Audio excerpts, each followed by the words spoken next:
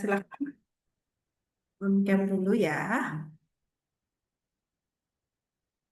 Mohon maaf, terlambat. Saya siapkan dulu materinya.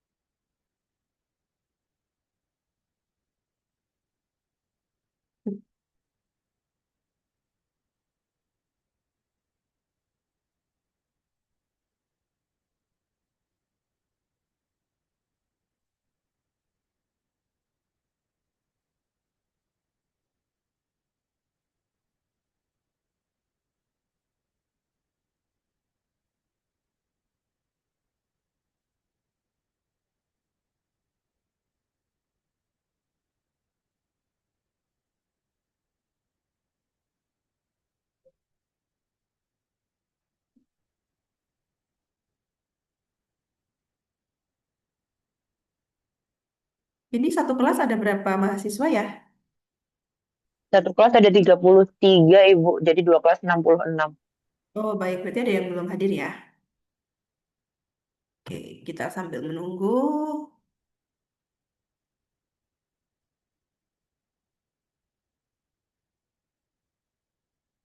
Saya izin, saya izin sebentar.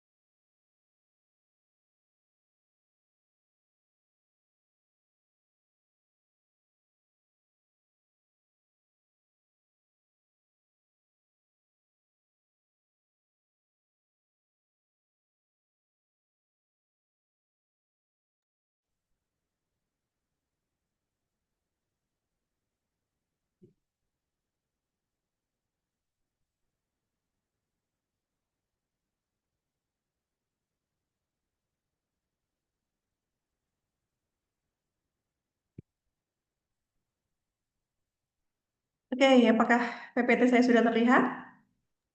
Sudah, Bu. Ya, Bu. Sudah, Bu. Baik, sebelumnya Assalamualaikum warahmatullahi wabarakatuh. Selamat siang. Selamat Ya, siang. ya, saya Siang, ucapkan Ibu. selamat ya, teman-teman sudah diterima di eh, program profesi psikologi di Untak Surabaya. Nantinya teman-teman akan menempuh 1,5 tahun ya. Harapan saya 1,5 tahun aja supaya nggak molor-molor. Memang di profesi ini terlihat sebentar ya, tetapi di dalam proses selama 1,5 tahun itu, terutama yang setahun ya, semester 2 dan 3 itu benar-benar proses. yang sangat membutuhkan potensi, kapasitas, dan daya upaya yang sangat maksimal gitu dari teman-teman gitu. Karena kemarin saya sudah sempat menguji anak saya yang angkatan satu ya profesi, teman-teman alhamdulillah dua lulus bimbingan saya, kurang satu lagi yang mau akan ujian. Memang di dalam proses teman-teman sekolah itu singkat. Nah, tetapi di dalam proses, di dalam waktu yang singkat itu teman-teman harus benar-benar eh, apa namanya ya, paham gitu ya dalam melakukan mulai dari merancang, asesmen, intervensi, begitu ya, sampai proses evaluasi itu benar-benar harus dilakukan secara tepat. Karena apa? Ketika kalian ujian kompetensi di akhir, itu sudah nggak bisa diulang lagi. Artinya, yang sudah teman-teman lakukan itu sudah terjadi dan sudah berlalu. Yang diujikan itu adalah hal yang sudah dilakukan, gitu ya. Jadi, ketika teman-teman sudah hari H ujian kompetensi, ya pilihannya memang ada dua, lulus atau tidak lulus, gitu. Kalaupun eh, lulus itu dengan revisi yang seperti apa? Atau memang kecenderungannya tidak lulus sehingga harus mengulang kasus gitu ya, jangan sampai itu terjadi karena mulai dari rancangan ya, asesmen, sampai intervensi ya, diagnosa dan sebagainya itu harus dilakukan secara tepat. Nah, matrikulasi ini harapan kami prodi dan semua dosen itu teman-teman benar-benar menyimak dengan baik gitu karena mungkin ada beberapa kampus yang mengajarkan ini sampai praktikum, tetapi mungkin ada beberapa kampus atau universitas ya yang hanya menyajikan secara eh, visual aja, artinya cuma ditampilkan aja.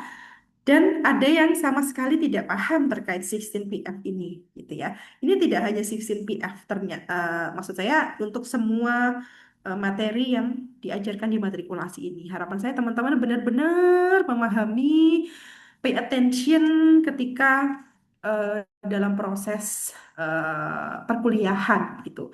Karena waktu satu semester teman-teman kuliah itu sangat singkat. Itu benar-benar menjadi bekal teman-teman nanti untuk berpraktek gitu. Kalau ketika praktek masih bingung, ini alat tes 16PF itu untuk apa ya gitu. Atau mungkin alat tes untuk mengungkap kepribadian itu apa aja ya? Itu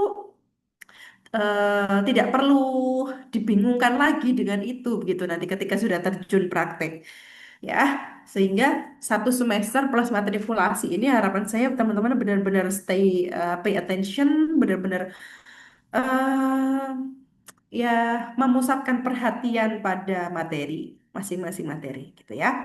Oke, di sini ini tidak perlu teman-teman ini ya nanti ragu gitu ya. Ketika saya tanya, ini ada yang belum pernah tahu sama sekali 16PF.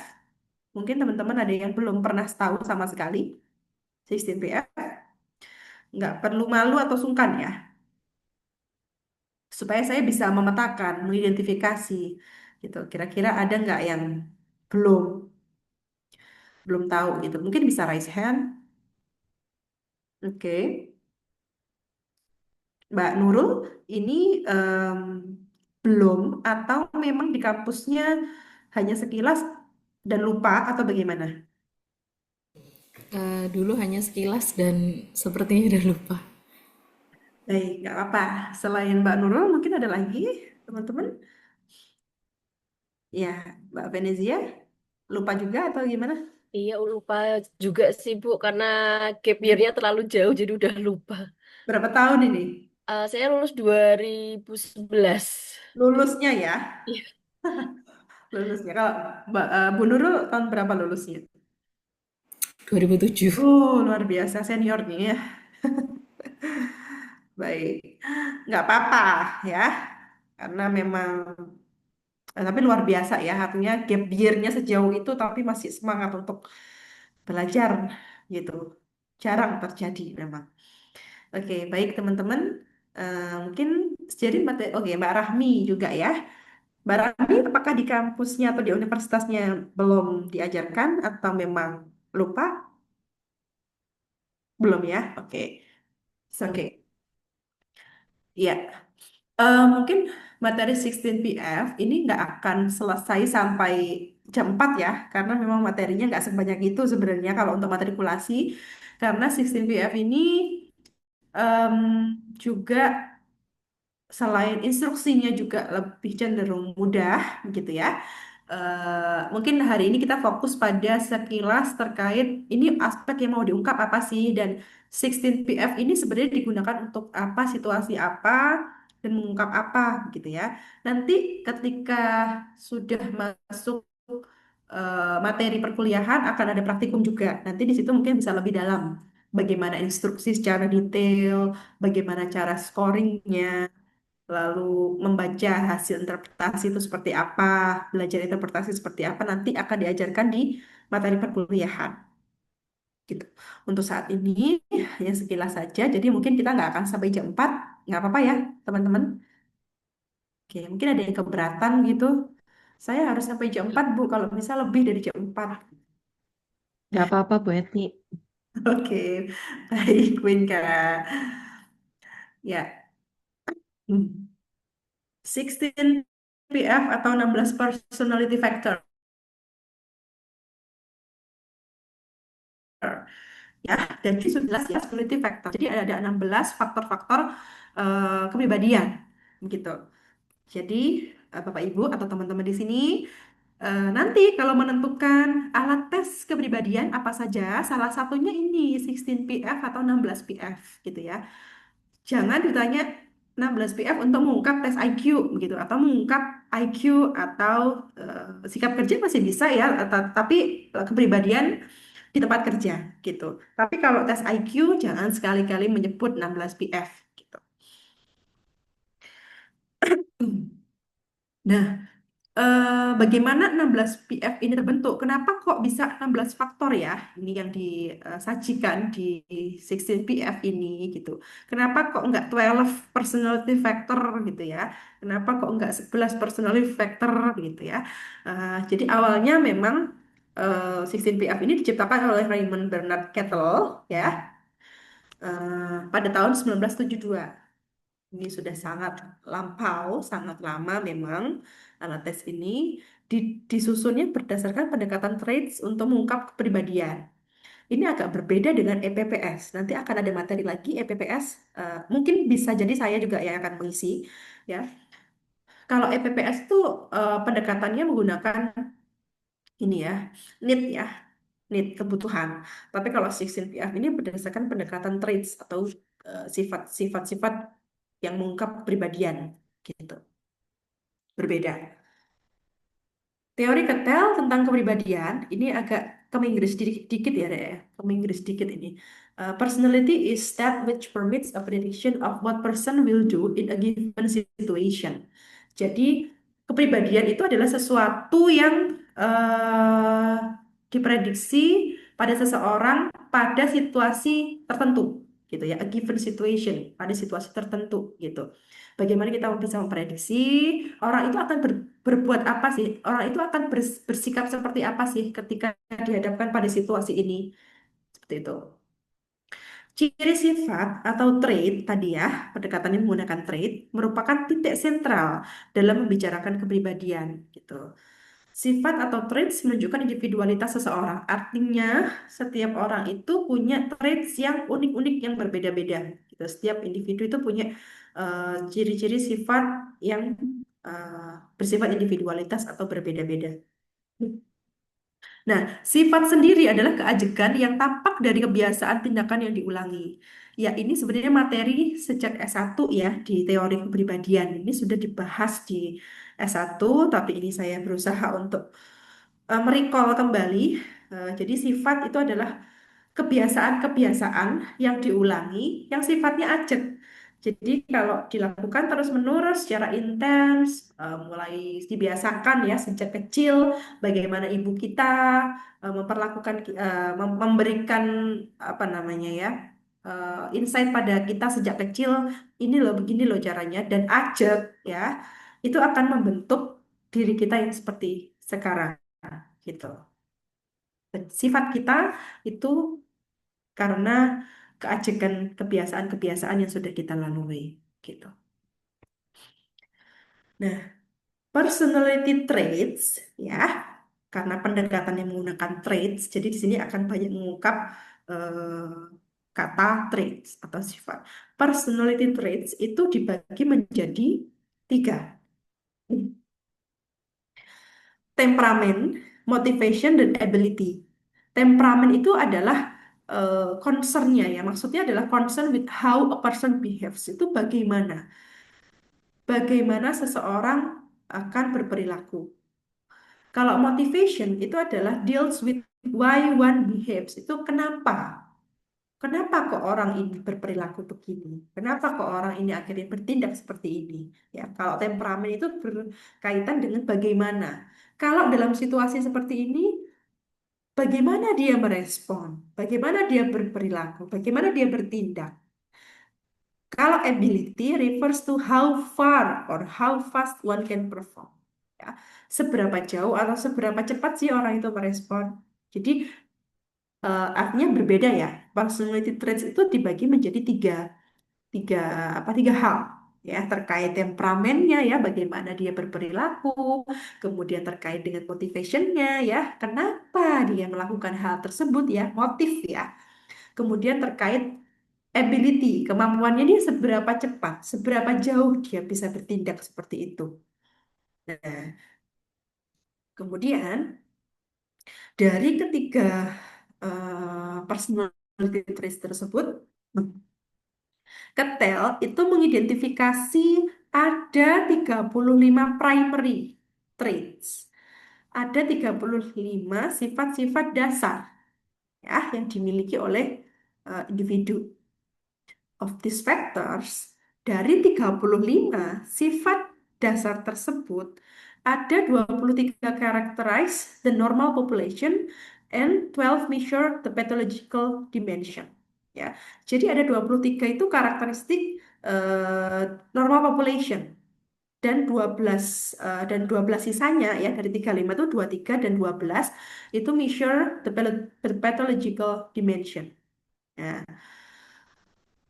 Kemudian temperamen tersebut ya, temperamen tadi yang saya sebutkan personality traits ya, terkait bagaimana seseorang itu bertindak atau berperilaku atau bersifat ya, have been isolated using L-data.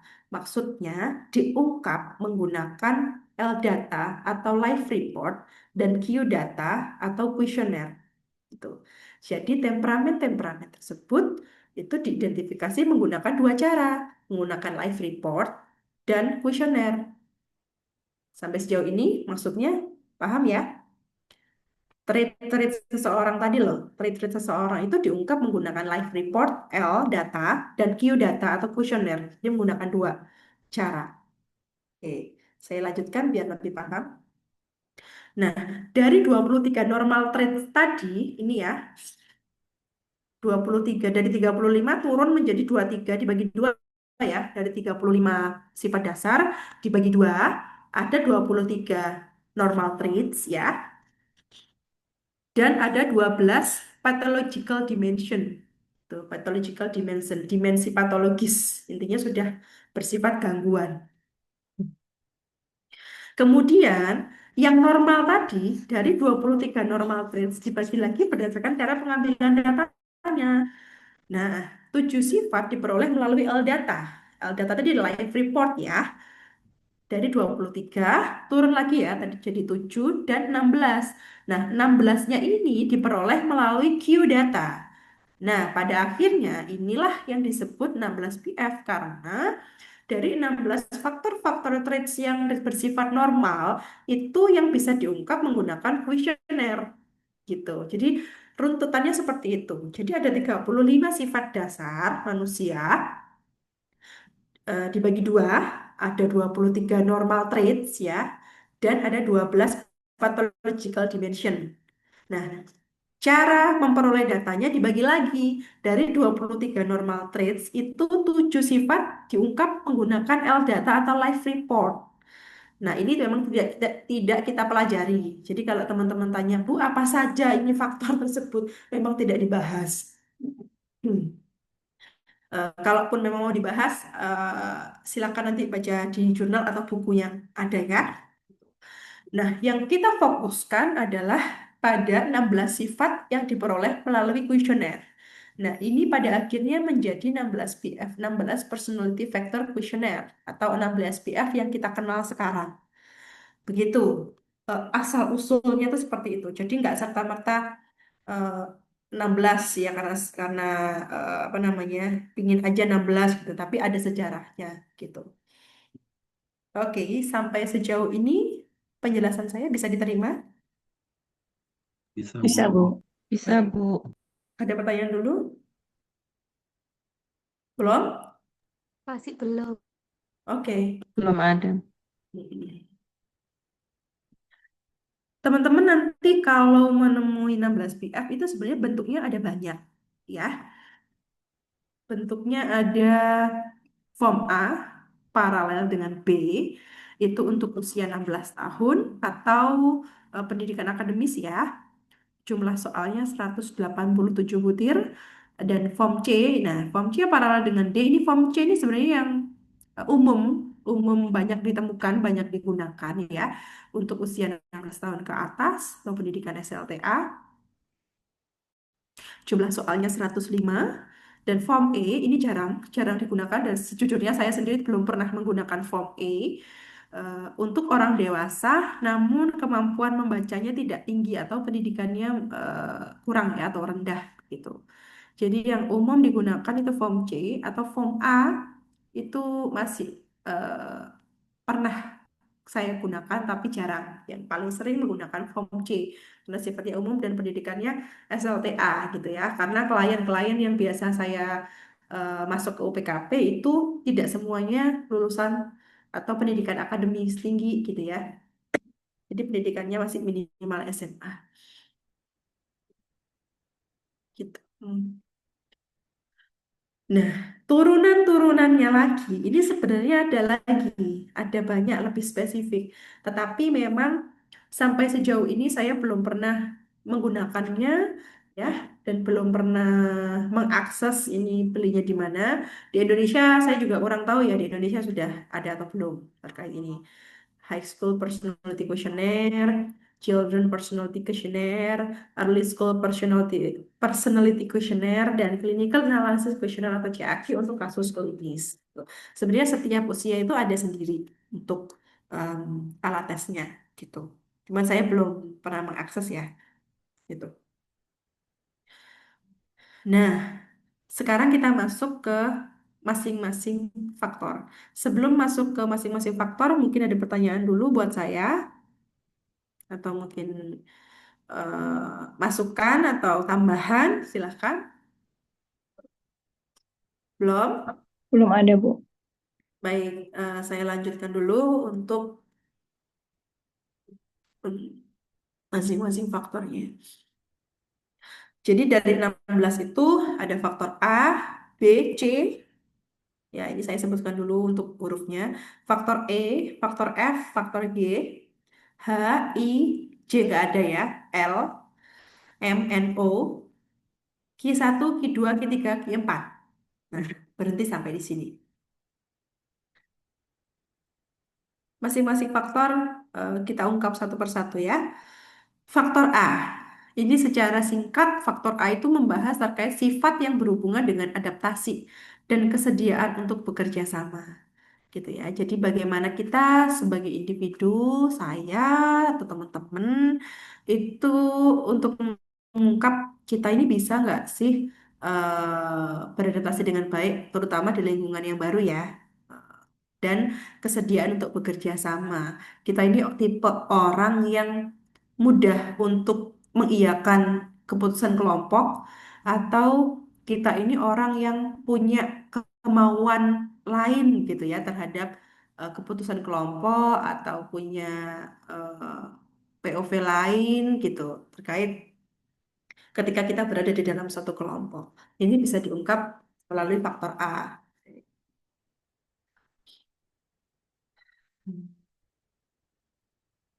Ini teman-teman kalau baca secara tekstual gitu ya, memang agak agak ekstrim ya. eh di sini juga ada ini tadi kalau teman-teman ini low stand score deskripsinya itu kalau skornya rendah sekali ya 1 sampai 3 itu Zia jadi lebih ke em, ini bipolar dimensionnya untuk 16 pf gitu. Tetapi nggak sesakit ini. Artinya kan tadi kan traits traits tadi kan sudah untuk normal traits ya. Artinya bukan pathological traits gitu. Jadi jangan khawatir faktor-faktor 16 faktor yang ada di sini itu sebenarnya untuk mengungkap kepribadian kita tapi pada ranah yang masih normal gitu. Nah, terkait warmness ya, faktor A itu juga bisa dikatakan sebagai warmness, bagaimana kita itu bisa menerima ini ya, warm itu kan hangat ya, artinya kita bisa menjadi orang yang hangat terhadap orang lain, bisa menerima orang lain dengan baik gitu. Kemudian kita tuh bisa beradaptasi terhadap orang lain, terhadap suatu lingkungan baru gitu. Nih, orang kalau hangat, outgoing, gitu, likes people, itu ini kalau tinggi, ya, itu cenderung akan orang yang ini ya, mudah gitu ya, mudah untuk dalam tanda kutip bekerja sama, diajak bekerja sama, gitu. Jadi nggak bukan orang yang sulit gitu loh. Ada kan orang sebenarnya. Orang kalau tipenya nggak hangat, dingin gitu ya, terus impersonal itu untuk mengiyakan suatu keputusan kelompok itu lebih sulit gitu. Kemudian faktor B ya. Faktor B kalau di sini dikatakan bahwa sifat yang berhubungan dengan kecakapan dalam memecahkan masalah. Kalau teman-teman nanti menjumpai lebar jawaban 16 PF-nya, memang di situ disebutkan faktor B itu untuk mengungkap intelijensi ya. Ada tertulis intelligence gitu. Tetapi ini bukan alat tes intelijensi. Ini bukan alat tes untuk mengungkap intelijensi. Intelijensi yang dimaksud di sini berkaitan dengan kecakapan dalam memecahkan masalah. Tuh. Memang ada, saya pernah punya pengalaman gitu ya, di dalam suatu wawancara kerja. Ada 2 kandidat begitu. Yang satu dari kampus A, yang satu dari kampus B, yang satu dari swasta, yang satu dari negeri begitu ya. Nah, salah satu kandidat itu mengungkap bahwa kalau ketika waktu ditanyain oleh si interviewer begitu ya, karena kan dia melamarnya sebagai HRD atau personalia waktu itu saya lupa, ditanya eh, alat tes yang kamu gunakan, yang biasa kamu gunakan untuk mengungkap intelijensi apa gitu. Nah, dengan PD-nya dia menjawab 16 PF begitu ya. Jangan sampai terjadi nanti di mahasiswa kita. Ya, di teman-teman jangan sampai terjadi. Which is di faktor B itu mengatakan bahwa ini ada kata-kata intelligence. Tapi jangan menggunakan ini sebagai acuan teman-teman dalam mengungkap intelijensi seseorang. Ini hanya pada kecakapan dalam memecahkan masalah. Gitu ya. Jadi tolong nanti lebih dipelajari lagi. Jangan sekali-kali menggunakan 16 PF untuk mengungkap IQ seseorang. Gitu. Faktor B ya, di sini sifat yang berhubungan dengan kecakapan memecahkan masalah, bukan tes IQ. Tes IQ itu ada sendiri. Tuh. Nah, di sini kan disebutkan ya, kalau rendah itu low intelligence, kalau tinggi itu high intelligence. Tapi artinya tidak setextbook itu, tidak seletterlek itu. Gitu. Nih, ini kalau faktor B itu low mental capacity, quick think, concrete thinking. Jadi cara berpikirnya itu konkret gitu. Kalau yang tinggi skornya, jadi dia bisa berpikir abstrak. Ya memang mirip-mirip dengan intelijensi ya, konsep intelijensi, tapi bukan, bukan untuk mengungkap tes IQ. Kemudian C itu terkait emotional stable. Ya, teman-teman bisa cek nanti di faktor C kalau sedang ngetes atau waktu praktikum bisa dilihat hasilnya masing-masing kira-kira sesuai atau tidak ya.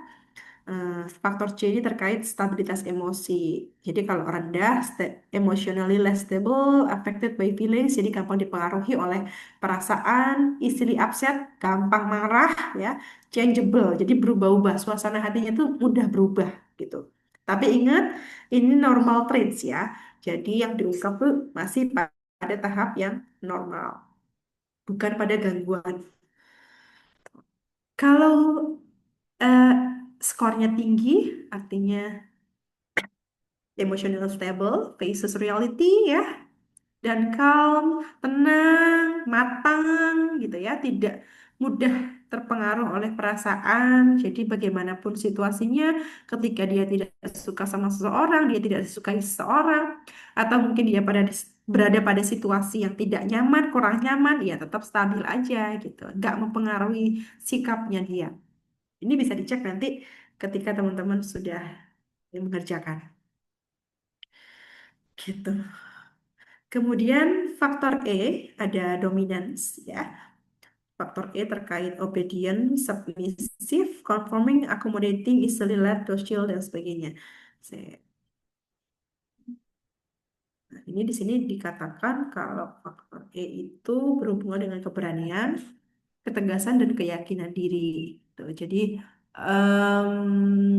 kalau skornya tinggi, orangnya itu bisa dibayangkan ya, orang yang E-nya tinggi itu dia berani, kemudian tegas, yakin dengan kemampuan dirinya, gitu. Kalau si faktor E-nya rendah, ya sebaliknya, berarti dia nggak yakin dengan kemampuan dirinya, kemudian dia ragu, gitu ya, dia takut untuk melakukan sesuatu, takut untuk mengambil keputusan dan sebagainya, takut untuk melakukan sesuatu, gitu ya. Faktor F, sifat yang berhubungan dengan kegembiraan, kebebasan, dan keterbukaan. Ini biasanya orang yang cheers atau chill gitu ya. Biasanya orang yang memiliki faktor F-nya tinggi ya. Gembira, bebas, terbuka gitu ya. Sebaliknya kalau skornya rendah, menjadi orang yang em, apa namanya, nggak bebas tergantung gitu ya. Kemudian orang yang susah untuk mengungkap, mengekspresikan kegembiraan itu susah dan tertutup, cenderung tertutup. Jadi bisa dibayangkan faktor F itu orang yang seperti apa. Mungkin bisa ini ya, ngecek gitu ya ke dirinya. Kira-kira aku ini nanti skornya di sini rendah atau tinggi atau sedang ya. Kemudian faktor G ya. Oke, sampai sejauh ini mungkin ada pertanyaan dulu atau saya lanjutkan dulu. Lanjut? Lanjut, Bu. Oke, baik. Lanjut, Bu. Faktor G berkaitan dengan rasa tanggung jawab, ketekunan, kecermatan, dan sikap moralitas. Ini biasanya digunakan ketika kita melakukan asesmen di tempat kerja ya, yang membutuhkan untuk mengungkap tanggung jawab seseorang dalam pekerjaan, gitu ya. Bisa selain wawancara, kita juga bisa menggunakan 16 BF di faktor G ini untuk mengungkap tanggung jawab seseorang. Jadi artinya orang ini secara super ego tinggi, rendah atau sedang nih. Kita orang yang patuh pada aturan atau tidak, yang bertanggung jawab atau tidak gitu. Dan tekun atau tidak nih gitu. Dia punya moralitas yang tinggi atau tidak, ini bisa dicek di faktor G gitu. Nah, faktor H berhubungan dengan kemampuan sosial, spontanitas, dan ketabahan. Jadi, em, ini berkaitan dengan kemampuan potensi ya, potensi seseorang dalam menjalin relasi sosial. Ini orang yang apa namanya, supel atau tidak. Gitu. Ini bisa dilihat dari faktor H, gitu ya. Seorang yang mudah berteman, mudah menjalin relasi sosial atau tidak, ini bisa dilihat dari faktor H. Bisa sedang, bisa tinggi, bisa rendah gitu. Kalau di 16PF ini skornya itu bergerak dari 1 sampai 10 teman-teman. Jadi agak rigid ininya ya, batasannya itu agak sempit gitu. Faktor I berkaitan dengan kepekaan perasaan dan ketergantungan. Jadi em, ini terkait ketergantungan ini terkait ini ya, terkait perasaan seseorang ya. Jadi orang ini tipe orang yang punya independence dalam ber, ber apa ya, perasaan, atau orang yang susah gitu ya, eh, susah untuk mengatakan tidak gitu, susah untuk menolak yang sesuai dengan keadaan hatinya atau dirinya. Gitu. Faktor L berkaitan dengan kecurigaan dan kesulitan penyesuaian diri. Ini kalau skor. Jadi gini, ada beberapa faktor yang semakin tinggi skornya itu bukan semakin baik gitu ya, tapi ada yang semakin tinggi skornya itu malah sebenarnya semakin kurang gitu ya, semakin kurang baik. Sehingga nanti mungkin ketika mengisi psikogram, nanti kalau teman-teman sudah diajarin psikogram skalanya bergerak 1 sampai 10, itu bisa dibalik aja faktornya. Gitu kayak misalkan faktor ini ya. Faktor ini kalau tinggi malah perasaannya tergantung ya, tergantung pada seseorang. Nah, ini kan harusnya kurang baik ya. Itu jadi bisa dibalik nanti ketika membuat psikogram, sesuaikan dengan kebutuhan. Faktor L juga begitu. Faktor M berkaitan dengan imajinasi, kreasi, semangat, dan cita-cita. Jadi orang yang biasanya em, suka berimajinasi ya, punya daya imajinasi yang tinggi, itu biasanya faktor M-nya juga tinggi. Itu orang yang suka seni gitu ya. Nah, suka berpikir eh, apa namanya, kreatif, itu biasanya faktor M-nya tinggi gitu. Nah, faktor N, ketajaman berpikir, kesadaran sosial, dan kelancaran. Faktor O terkait pesimisme dan kegelisahan. Nah, ini faktor O ini juga semakin tinggi skornya juga semakin negatif artinya gitu. Sehingga mungkin bisa dibalik artinya nanti di psikogram. Nah, terkait Q1 modernisasi, inovasi, dan liberalisme. Jadi kalau Q1 ini menandakan orang yang open minded atau tidak. Gitu. Ini masih konservatif, cara berpikirnya konservatif atau sudah modern. Gitu. Jadi biasanya ya nggak selalu ya, tetapi biasanya orang-orang yang eh, old gitu ya, generasi-generasi old itu biasanya hmm, masih banyak yang berpikir konservatif gitu ya, kuno, cara berpikirnya itu kuno gitu. Dan tidak jarang juga sebenarnya generasi-generasi kita atau mungkin di bawah saya gitu ya, generasi yang teman-teman yang masih fresh-fresh itu bisa juga memungkinkan untuk cara berpikirnya kuno, artinya tidak bisa menerima hal-hal baru gitu. Kemudian faktor kedua terkait kepercayaan diri dan ketergantungan kepada kelompok. Nah, ini Q2 ini juga skornya juga ini ya semakin tinggi, kayaknya dia semakin bergantung kepada kelompok gitu, semakin nggak percaya diri gitu. Jadi mungkin nanti dicek ya teman-teman, kalau nanti melakukan interpretasi dicek benar-benar, tidak semua skor tinggi itu artinya positif ya, ada beberapa skor yang tinggi itu artinya negatif, jadi perlu diperhatikan betul. Faktor ketiga terkait harga diri, kedisiplinan, keteguhan pendirian. Nah, ini biasanya tampak pada orang-orang yang em, kurang punya kontrol perilaku gitu. Ketika berpenampilan tuh dia cuek aja gitu. Dia nggak jaim gitu loh. Kalau faktor ketiganya rendah itu orang yang nggak jaim. Jadi cuek aja mau berpenampilan seperti ini, ya sudah biar orang mau nggak peduli dengan pandangan orang terhadap dirinya itu nggak peduli gitu. Tapi kalau orang yang ketiganya tinggi atau kontrol perilakunya tinggi itu biasanya orang yang ini ya punya batasan yang tinggi juga gitu loh. Jaga image-nya itu tinggi, kontrol terhadap dirinya itu juga besar atau tinggi gitu. Apa-apa yang dia lakukan itu harus benar-benar dipikir dan dikontrol sedemikian rupa gitu. Pencitraan maksudnya. Kemudian faktor keempat itu terkait ketegangan emosi, kelelahan, dan frustasi.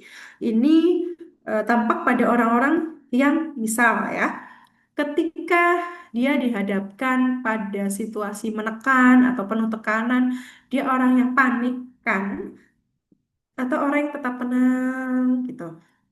Ini agak mirip-mirip dengan stability emosi, tetapi berbeda ya. Kalau ini mungkin stabilitas emosi itu terkait bagaimana dia merespon situasi yang tidak nyaman, yang terkait dengan perasaannya ya. Tapi kalau faktor keempat ini pada ini tuh dia gampang panik atau tidak gitu. Dia gampang panik atau tidak. Gitu. Jadi agak berbeda memang.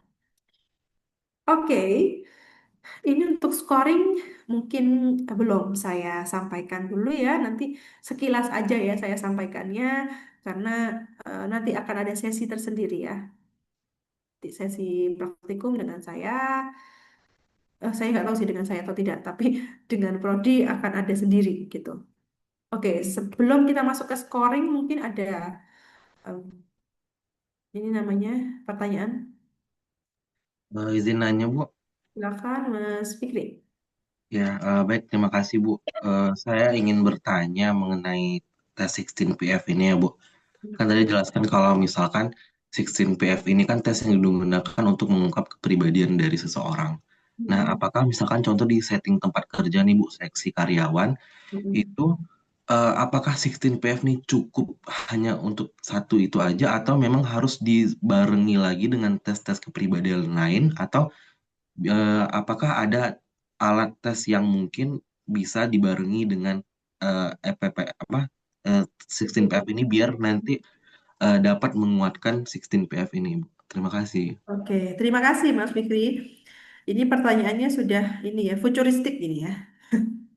Oh Futuristik. ya, Bu. Iya, artinya gini, memang jadi di salah satu persyaratan atau prosedur kita dalam melakukan menegakkan diagnosa, ya, ketika nanti teman-teman berpraktek, itu memang kita di dalam mengintegrasikan alat tes tidak boleh hanya dengan menggunakan satu alat tes, ya, tetapi kita harus mengintegrasikan dengan beberapa alat, gitu.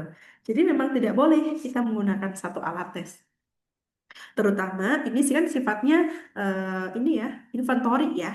Tuh. Jadi sifatnya masih ada sisi subjektifnya. Itu kan ini persepsi gitu soalnya kan. Ini kan persepsi dari si klien tersebut walaupun ini juga sifatnya proyeksi gitu. Tetapi memang sebaiknya kita barengi dengan beberapa alat tes yang lain gitu. Bukan hanya alat tes, tetapi kita menggunakan wawancara itu mungkin bisa Mas. Gitu. Wawancara dan 16PF atau kita tambahkan grafis di aspek-aspek yang terkait dengan sosial begitu ya, kemudian emosi ya, kemudian hasil berprestasi itu mungkin bisa ya, keinginan dia dalam apa namanya kepercayaan dirinya dia juga itu mungkin bisa dikombinasikan dengan latas yang lain gitu. Biasanya kalau di tempat kerja itu memang kita tidak menggunakan satu alat aja untuk mengungkap kepribadian seseorang. Jadi memang kompleks, multi ya. Ada 16PF, itu untuk mengungkap kepribadian, ditambah grafis, warteg, ataupun nanti untuk mengungkap sikap kerja, itu kita bisa menggunakan papi kostik dan kreplin gitu ya supaya hasil yang kita dapatkan itu bisa lebih holistik. Jadi kita bisa dengan yakin untuk mengungkap, mendiagnosa seseorang atau menulis ini ya dinamika, membuat dinamika psikologis seseorang gitu. Jadi memang tidak tidak boleh hanya satu alat tes saja. Gitu ya, Mas Fikri ya. Baik Bu. Kalau misalkan contoh nih Bu, misalkan kita udah pakai 16PF, Mm-mm. apakah perlu lagi kita menyandingkan dengan kayak dibarengin dengan tes EPPS, kan EPPS juga salah satu tes yang mengukur kepribadian ya Bu ya. Itu apakah memang ada situasi di mana kayak boleh nih barengan sama EPPS atau Ya udah 16 PF sama grafis dan wawancara lain-lain itu. Oke, ya pada prinsipnya kita itu juga harus memperhatikan kesejahteraan klien, gitu ya. Kalau 16 PF itu sebenarnya aspeknya sudah cukup kompleks ya. Artinya ketika dan gini, kita perlu perhatikan kebutuhan kita ya. Kebutuhan kita di dalam proses seleksi itu mengungkap apa saja. Aspek yang akan kita ungkap tuh kita kan tentukan di awal dulu kan ya. Sebelum kita merancang alat tes untuk asesmen, kita harus tahu dulu kebutuhannya. Ini ya aspek yang akan diungkap apa saja. Dan kita memetakan menggunakan matriks atau pemetaan itu loh, peta. Nanti kita bikin matriks ya. Untuk mengungkap tanggung jawab misalkan ya. Ini alat tes yang bisa kita gunakan apa aja nih? Misalkan 16 PF, oke 16 PF wawancara cukup gitu ya. Atau mungkin 16 PF grafis wawancara cukup gitu ya. Artinya EPPS ya nggak perlu disajikan. Karena sebenarnya EPPS dan 16 PF ini memang sama-sama mengungkap kepribadian seseorang gitu. Walaupun beberapa aspeknya itu berbeda dan dasar pendekatannya itu berbeda. Kalau EPPS itu pendekatannya menggunakan needs ya, kebutuhan. Jadi situasinya si klien tersebut tuh sebenarnya dia butuh apa? Kebutuhannya dia itu untuk apa? Kebutuhan untuk mendominasi kah? Kebutuhan dia untuk agresif kah? Kebutuhan dia untuk nurturance ya, misalnya dan sebagainya. Gitu. Jadi kita tentukan dulu nih kebutuhan kita ini apa. Nah, baru kita bisa menentukan salah satu alat yang bisa mengungkap. Tapi kalau memang Bu, ini kayaknya perlu diungkap menggunakan dua alat tes tersebut nih. Karena di 16 PF nggak muncul, di alat tes lain nggak muncul, munculnya di EPPS gitu. Jadi kita bisa menentukan begitu.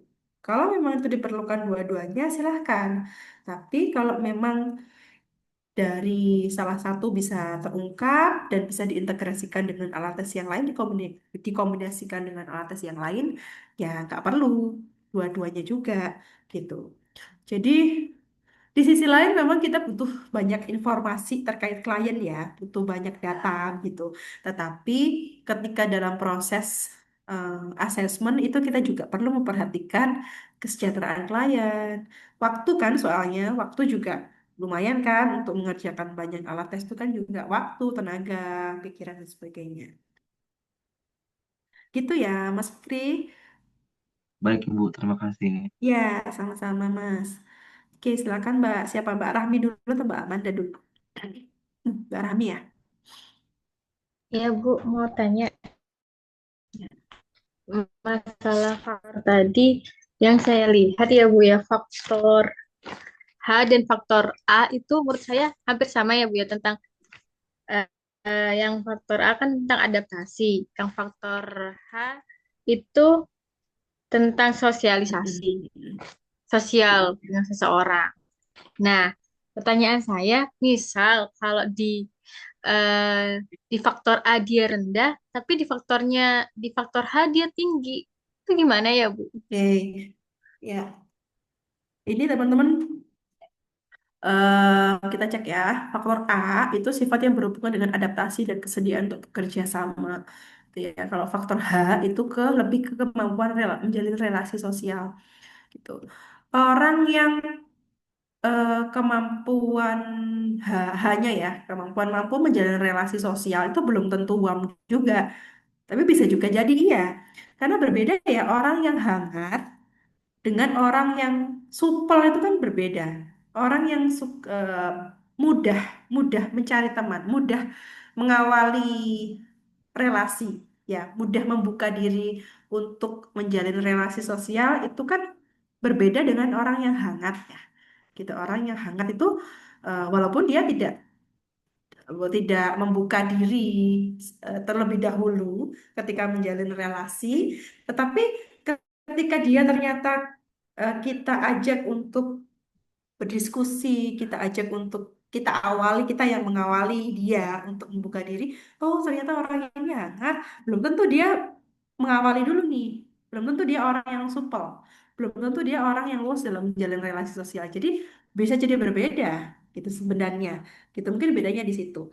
Nah, nanti mungkin teman-teman akan saya berikan materinya dulu setelah ini ya, setelah perkuliahan ini akan saya berikan materi sehingga mungkin banyak waktu untuk membaca-baca gitu ya. Karena ya memang faktornya juga lumayan banyak dan ada beberapa faktor mungkin yang dirasa mirip-mirip atau mungkin kontradiktif gitu ya. Sehingga perlu didalami lebih lanjut gitu. Nih, ini ya. Ini untuk mengukur sifat hangat seseorang. Memang ini terkait taraf hubungan sosial gitu. Oke. Dan ada memang beberapa faktor itu yang bisa digabung ya teman-teman. Karena mungkin sifatnya yang mirip-mirip tadi, jadi bisa digabung, dikombinasikan. Misalkan faktor A dengan Q2 itu mungkin masih bisa. Tuh, jadi ini bisa untuk mengungkap kerjasamanya dia dan sebagainya. Oke, ini lebih lengkapnya nanti lebih detailnya ada di sini saya. Jadi bisa dibaca lagi ya nanti ya. Oke, ini kalau faktor H itu berani secara sosial, dia berani terbuka secara sosial gitu. Tapi kalau faktor A itu belum tentu berani, tetapi dia hangat gitu ya dalam situasi sosial. Baik, Bu. Terima kasih. Mm-mm. Silakan Mbak Amanda dulu ya. Iya, terima kasih Ibu. Selamat siang Ibu Etik. Saya Ya. Amanda, izin bertanya Ibu Hmm. mengenai alat tes ini itu yang saya menariknya itu kayak misalnya kalau alat tes ini diperuntukkan untuk rekrutmen admin atau misalnya digital marketing di suatu perusahaan. Nah, kalau subjek ini kan karena dia tahu ini untuk tes seleksi kerja, jadi dia itu merasa ingin menampilkan bahwa diri dia itu terbaik daripada para Hmm. yang lainnya gitu, Bu. Jadi kayak dia ingin menampilkan diri dia sebaik mungkin karena berhubungan dengan diterima atau tidaknya dia di perusahaan tersebut. Hmm. Jadi memunculkan adanya mungkin memanipulasi jawaban, memperlihatkan bahwa dia ini sangat baik gitu. Nah, gimana sih jadi ketika kita menjadi psikolog bisa mengetahui indikasi adanya memanipulasi jawaban tersebut dan menginterpretasikannya hasilnya secara tepat gitu, Bu. Misalnya kayak si subjek ini terlihat bahwa dia sangat fleksibel, tapi di sisi lain dia itu sangat patuh dengan aturan, sedangkan kan hal ini tuh sebenarnya kayak kurang berkesinambungan gitu loh, Bu. Ya, Hmm. sekian Bu. Terima kasih Bu Ya, Eti. siap, sama-sama. Terima kasih Mbak Amanda. Jadi, memang teman-teman, salah satu kelemahan tes inventory itu adanya faking, ya, faking good atau faking bad, gitu. Maksudnya gimana? Faking good itu ya orang cenderung akan membaik-baikkan dirinya karena ingin diterima gitu. Ada juga yang faking bad, orang yang menjelek-jelekkan dirinya sendiri gitu ya karena mungkin dalam kondisi terpaksa akan dipromosikan dan sebagainya atau mungkin dalam kondisi terpaksa dia disuruh orang tuanya untuk masuk ke instansi tertentu atau perguruan tinggi tertentu misalnya kayak gitu ya. Jadi memang nanti ketika scoring itu akan ada Em, ininya ya, apa namanya, norma. Norma itu yang akan kita gunakan untuk melihat orang ini ada fakingnya nggak, gitu. Jadi ada beberapa persyaratan itu ya, tunjukin ya. Nanti ketika skornya dia lebih dari 7 ya, lebih dari 6 ya, 7 ke atas, itu harus ada persyaratan tertentu yang harus dipenuhi gitu. Cara scoringnya kita yang harus kita perhatikan. CO 14 ternyata. Jadi memang benar, nanti ada kemungkinan akan ada faking. Tuh, yang pertama kita mengantisipasinya dengan itu ya. Ada apa namanya? Skor yang terlalu tinggi itu bisa ada penyesuaian. Dan lagi-lagi, kita itu memang tidak boleh hanya menggunakan satu alat tes. Ketika di situ menunjukkan bahwa skornya fleksibel, gitu ya. Skornya dia termasuk orang yang fleksibel, tetapi ternyata dia orang yang patuh banget nih pada aturan, gitu. Nah, itu bisa kita ungkap juga waktu wawancara. Makanya ketika kita ingin melakukan suatu asesmen, ingin buat kesimpulan, dinamika psikologis dan sebagainya, itu memang kita harus memastikan betul data atau evidence ya, bukti perilaku yang kita dapatkan itu sesuai gitu. Jadi memang dan ketika kita melakukan wawancara itu kan ya jangan wawancara mendasar gitu, tapi benar-benar probing kita ya. Kita harus lebih mendalam. Artinya evidence atau bukti perilaku yang akan kita ungkap, akan kita dapatkan itu harus jelas gitu. Jadi gitu, cara meng-cross checknya yang pertama memang kelemahannya faking ya. Ini alat tes ini, alat tes 16 PF, itu tuh faking good atau faking bad. PPS juga begitu. Tuh, sehingga perlu pendalaman ya dan bisa menggunakan beberapa alat tes. Begitu ya Mbak Amanda. Baik, Ibu, terima kasih Mm-mm. sudah menjawab. Berarti saya simpulkan harus untuk memperkuat hasilnya itu bisa dikombin dengan alat ukur yang lain dan mungkin didalami saat wawancara psikologis seperti itu ya, Bu, atau mungkin Ya, simulasi kerja nanti. Oh ya, baik, Ibu, terima kasih banyak, Bu Eti. sama Mbak Amanda. Ya teman-teman, jadi benar artinya satu alat tes itu jangan digunakan sebagai pedoman kita untuk mendiagnosa seseorang atau menyimpulkan seseorang ya, terutama pada kondisi yang kita membutuhkan aspek-aspek yang cukup kompleks gitu. Jadi jangan menggunakan satu aja gitu ya.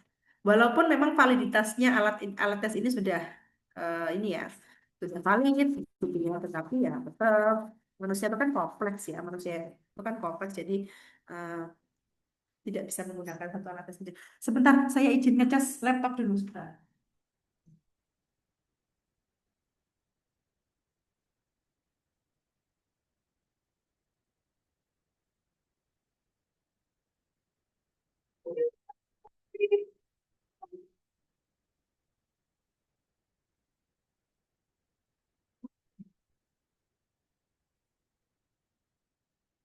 Ya. Oke, selanjutnya silahkan Mbak Alwiyah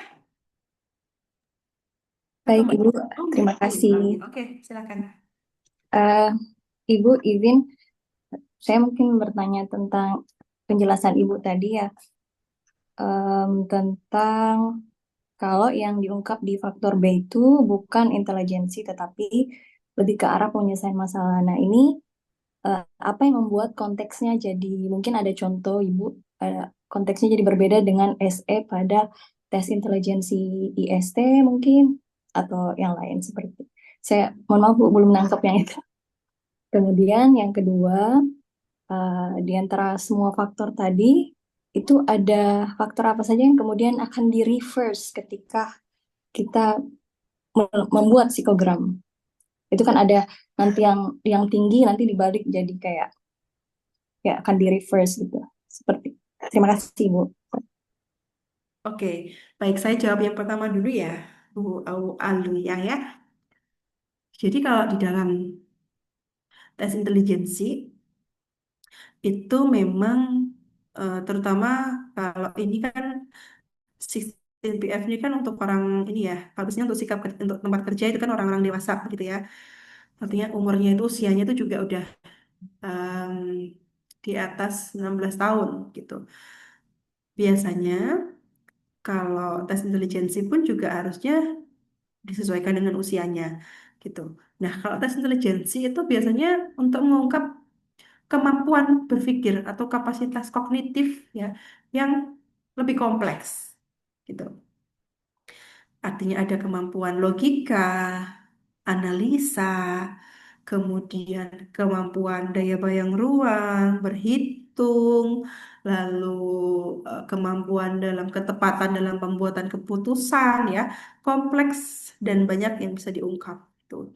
Tetapi kalau skala B ini ya, bayangkan kalau kita mengungkap tes intelijensi, kita menggunakan tes intelijensi ya, tes IQ gitu kan, katakanlah IST gitu ya. Itu dalam waktu 1,5 jam dengan sederet sebanyak soal itu ya, itu baru kita bisa mengungkap IQ seseorang. Nah, ini dengan skala B, dengan hanya beberapa pernyataan, ya, eh, rasanya kok kurang fair ya kalau kita menganggap ini sebagai eh, alat tes untuk mengungkap intelijensi seseorang. Karena intelijensi itu kan ya kompleks gitu. Nah, ini lebih pada kemampuan dalam pemecahan masalah. Jadi, ketika dia dihadapkan pada suatu persoalan, dia ini tipe orang yang bisa menangkap itu secara abstrak atau tidak. Jadi, lebih persoalan sederhana atau kompleks gitu. Tetapi bukan kemampuan kognitif yang holistik gitu. Jadi, kalau di sini dijelaskan untuk kalau bila nilainya tinggi, individu yang bersangkutan menunjukkan abstract thinking gitu ya. Eh, Dia bisa ketika dihadapkan pada suatu permasalahan, oh dia menangkap nih, dia paham bahwa masalah ini eh, apa namanya membutuhkan daya pikir yang daya pikir yang abstrak. Tetapi orang yang B-nya rendah itu biasanya ya berpikir konkret, dia butuh nyata, contoh nyata, butuh contoh konkret untuk bisa mencerna apa namanya persoalan tersebut, gitu ya. Tapi bukan kemampuan kognitif yang holistik ya, itu hanya sekedar sekedar kemampuan dia dalam mencerna di secara konkret atau abstrak gitu. Kemudian dia bisa dari kemampuan dia berpikir tersebut itu bisa pada pemecahan masalah atau tidak. Itu lebih ke secara sederhana gitu ya. Jadi bukan kemampuan berpikir yang holistik. Begitu. Untuk mengukur nalar ya lebih tepatnya mungkin ya. Dan memang selama saya menggunakan 16PF ini, em, saya kok malah belum pernah menemukan ya, belum pernah melakukan scoring terus skornya sampai 8, 9, 10 itu belum pernah. Jadi skor 5, skor 6 itu sudah bagus gitu ya. Udah bagus banget gitu ya. Kadang kalau tes IQ-nya orang tersebut itu di atas rata-rata ataupun rata-rata atas, ya skornya hanya sampai 3, 4 gitu. Artinya ya tidak bisa menjadi patokan bahwa orang ini kalau skor 3 itu sebenarnya kalau di 16 BM kan rendah ya. Gitu. Artinya ketika dikombin dengan alat tes 16 BM, alat tes intelijensi, ya itu sebenarnya kurang kurang menjawab gitu. Ya mungkin yang dia eh, sampaikan, yang dia tampilkan ya hanya sekedar ya dia paham terkait penjelasan seseorang secara nalarnya dia nyampe apa enggak, paham apa enggak dengan penjelasan seseorang gitu. Baik, Ibu. Iya, begitu Bu Aulia.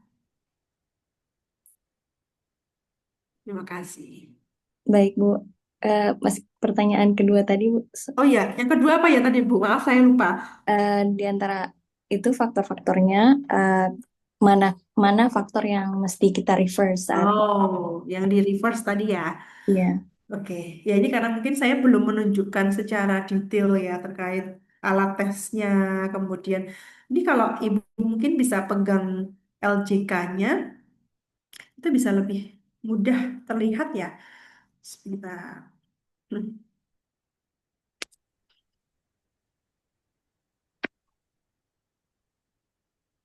Nah,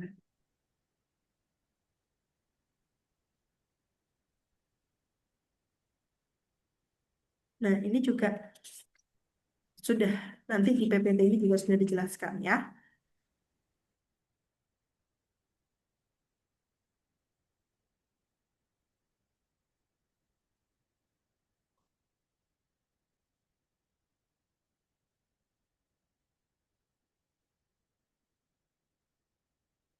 Ini mungkin ini LJK-nya karena saya nggak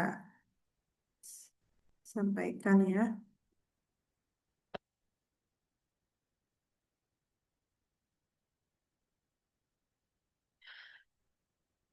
Ini faktor faktor-faktor yang mungkin bisa di reverse ya. Artinya di reverse itu kan harusnya skornya tinggi, tapi sebenarnya dia rendah begitu kan ya yang dimaksud ya Bu Aulia ya. Iya, iya Bu. Ya, ini bisa muncul di faktor I, ya, faktor I, faktor O, kemudian faktor Q2 itu juga kebalikan. Jadi nanti ini setiap lembar jawaban itu di belakangnya akan ada ininya, tulisannya. Jadi nanti Bapak Ibu nggak usah khawatir, bisa dibaca lagi. Artinya, oh ternyata ini faktornya yang rendah, tetapi harusnya baik nih, gitu. Faktor Q2 itu kalau rendah malah sebenarnya positif, gitu. Dan faktor I, faktor O itu juga. Jadi kalau rendah itu malah apa namanya apa namanya artinya itu positif, gitu. Jadi nggak serta-merta faktor yang skornya tinggi itu bagus terus itu enggak. Tuh. Nanti ya Bu ya, nanti Bu Aulia nanti bisa Baik Ibu, siap. ya. Mm-mm. Makasih Bu. Ya sama-sama. Silakan Mbak Caca. Baik Bu, saya mau bertanya. Tadi saya lihat hasil interpretasi pada tabel high and low score itu ada Mm-mm. tulisan yang di atasnya itu bipolar. Mm-mm. Yang mana ya? Yang mana yang mana? Yang tabel yang low and score, Ini kah? tapi ada tulisan yang Ini before kah? you mention ya personality ya. Ya. Nah, itu saya mau bertanya, apakah hasil interpretasi tersebut ditunjukkan pada individu yang sudah terdiagnosa bipolar atau eh, dari 16 PF ini baru kita akan tahu bahwa dia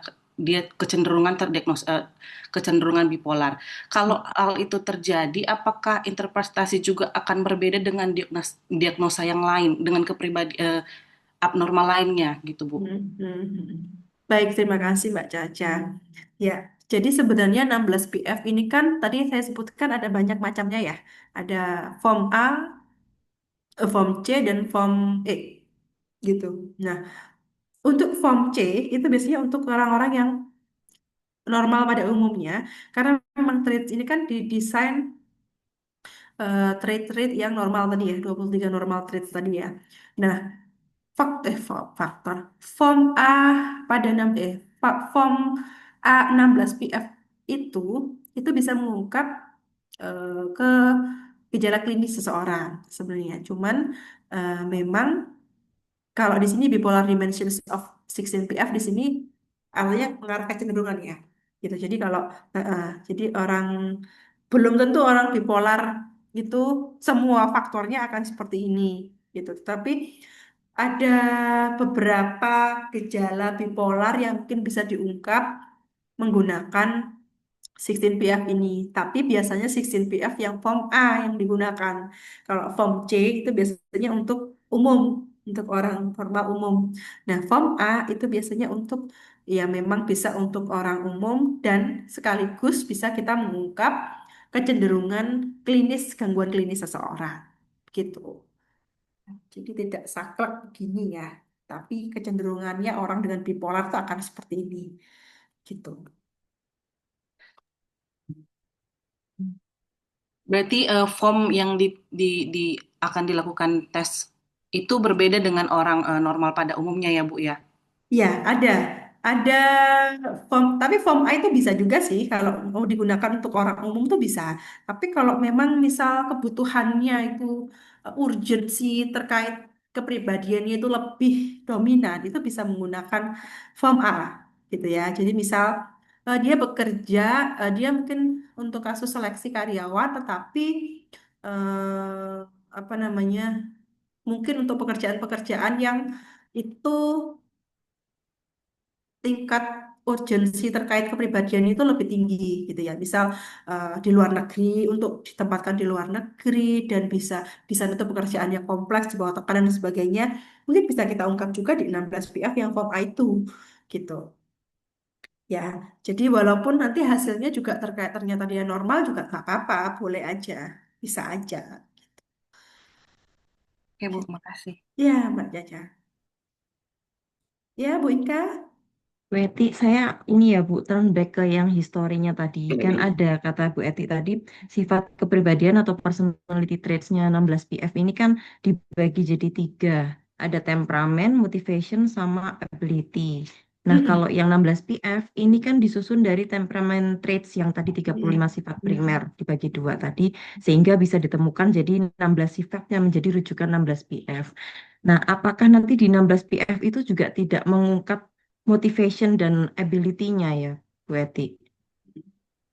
Jadi kalau di 16 PF itu kalau dari item-itemnya memang bagaimana dia ketika apa namanya dihadapkan pada situasi tersebut. Karena kan ada dua pilihan ya.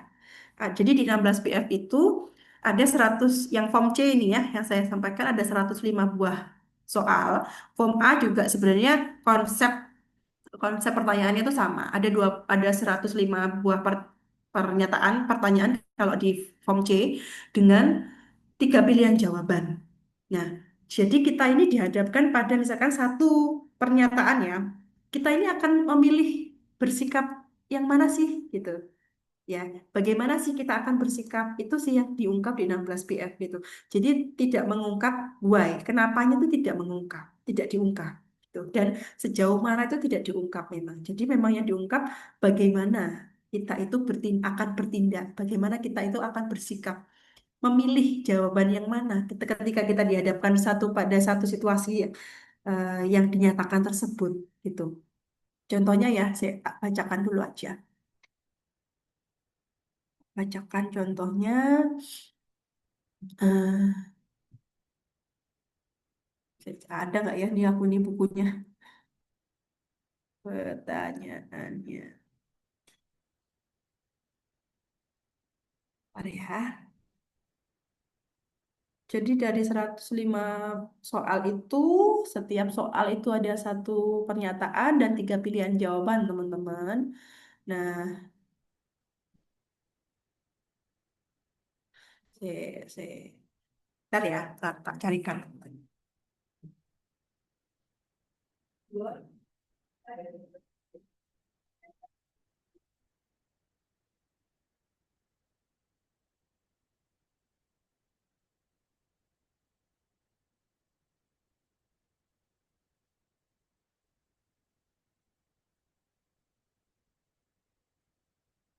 Ya, bentuknya nanti seperti ini. Oh, nggak tampak nggak sih? Nggak tampak ya. Nah, ini. Mana tadi? Buku ya, ini buku bentuknya ya. Buku biasa, teman-teman. Ya, contoh ya, ini saya bacakan contohnya bisa seperti ini. Saya terbiasa bangun lambat waktu pagi. Pilihan jawabannya adalah A, ya, B, diantaranya, C, tidak. Nah, itu kan artinya ketika kita dihadapkan pada situasi saya terbiasa bangun lambat waktu pagi, kita ini cenderung yang mana? Ya, bagaimana kita bersikap? Ya, kalau memang itu sesuai dengan keadaan diri kita pilih ya.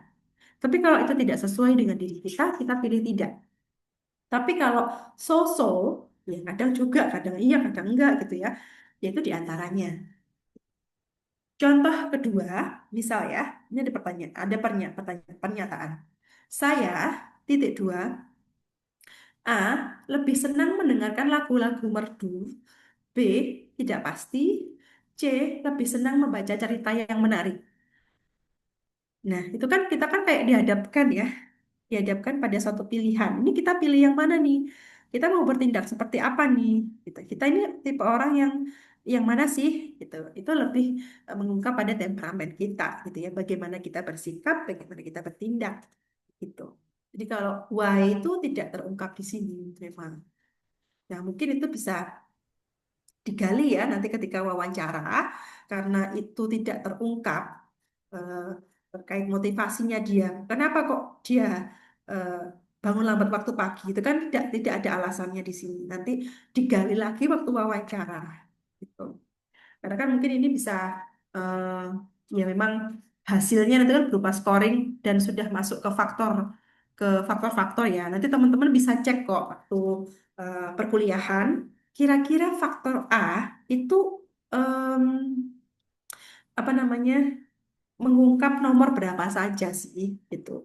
Itu mencakup nomor nomor berapa saja. Kemudian faktor B itu pertanyaannya, pernyataannya apa saja sih. Faktor C itu mengungkap pernyataan yang mana saja gitu. Nanti kita bisa cek teman-teman. Jadi ketika kita ingin memastikan bahwa eh, seseorang tersebut motivasinya atau terkait ability-nya gitu ya, itu bisa lebih apa ya, kompleks lagi gitu, lebih komprehensif lagi datanya. Gitu, Bu Inka. Iya, iya Bu, baik. Berarti personality traits yang diungkap 16PF ini di temperament traits-nya ya Bu Iya, ya? betul. Oke, siap. Terima kasih Bu Eti. Sama-sama.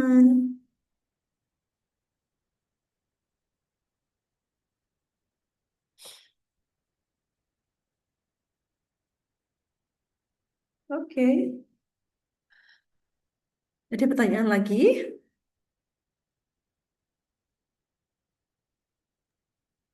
Selamat siang Ibu, izin Ya, bertanya. ya silakan. Kalau kemarin kan mengenai tes intelijensi itu kan ada eh, batas minimalnya berapa, apa, 6 bulan sekali kah atau 1 tahun sekali untuk seseorang individu itu melakukan tes. Nah, Hmm. untuk tes kepribadian apakah berlaku hukum yang sama seperti tes intelijensi? Nah, kemudian kalau misalnya memang tidak ada batasan apa namanya, jeda waktu antar satu tes sebelum dan tes berikutnya itu apakah bisa menimbulkan untuk faking good kalau misalnya orang tersebut sangat ambisius untuk agar bisa diterima gitu. Terima Ya, kasih. sama-sama. Baik, terima kasih. Ya, sepertinya sebenarnya kan memang ada alasan ya, kenapa kok, terutama di tes intelijensi, ya, tes intelijensi itu kenapa kok harus ada jeda waktu gitu ya. Karena apa? Yang pertama, kalau tes intelijensi itu dilakukan dalam dalam jeda waktu yang berdekatan, orang itu kan memori ya, punya memori ya. Artinya eh, jejak-jejak ya, trace ya, jejak-jejak memori itu kan nggak terlalu lama. Artinya orang itu masih punya em, jejak-jejak yang mungkin bisa jadi ketika saat ini dia dites dan besok langsung tes lagi, itu masih ada sisa-sisa memori yang ada di kognitif kita, di otak kita gitu, sehingga bisa memungkinkan dia akan mempermudah dia dalam melakukan apa namanya, pengerjaan gitu. Yang awalnya mungkin yang pada saat tes pertama dia harus membaca instruksi dulu ya untuk bisa mengerjakan. Dia harus bisa memproses, memahami. Ini maksudnya apa ya? Pertanyaannya ini mengarah kemana? Membutuhkan jawaban yang seperti apa? Dan itu kan sebenarnya tes intelijensi kenapa kok berbatas waktu? Ya kan? Karena itu bersifat speed test ya. Jadi berbatas waktu untuk mengungkap kemampuan seseorang. Nah, ketika tes kedua, dia kan masih ada jejak-jejak memori ya. Artinya, oh ini yang kemarin jawabannya, pertanyaannya ini mengarah ke gini cara menjawabnya. Jadi dia mungkin tidak membutuhkan waktu yang terlalu lama untuk bisa mencerna apa namanya, mencerna informasi tersebut sehingga dia bisa mengerjakan dengan lebih cepat. Itu sih sebenarnya alasan pertama yang eh, kenapa kok tes intelijensi terutama itu baiknya tidak eh, dijeda terlalu cepat gitu. Jadi mungkin ada jeda waktu yang lebih lama gitu. Kalau tes kepribadian sendiri sebenarnya karena ini sifatnya ini ya ambigu juga, kemudian sifat inventory gitu ya. Sebenarnya kalau mau ideal ya disamakan dengan tes intelijensi tidak apa-apa. Cuman sebenarnya kalau pun mau tes lagi pribadian hari ini terus besok lagi, ya ini kan sifatnya tes kepribadian itu bukan memorial ya, bukan memorial. Tapi ini kan pernyataan yang ambigu, ada ambiguitasnya sehingga orang itu mungkin akan em, tidak dengan mudah menghafal sebenarnya pernyataan-pernyataan tersebut. Jadi kalaupun hari ini dia tes, terus besok mau tes lagi, itu juga nggak masalah. Gitu.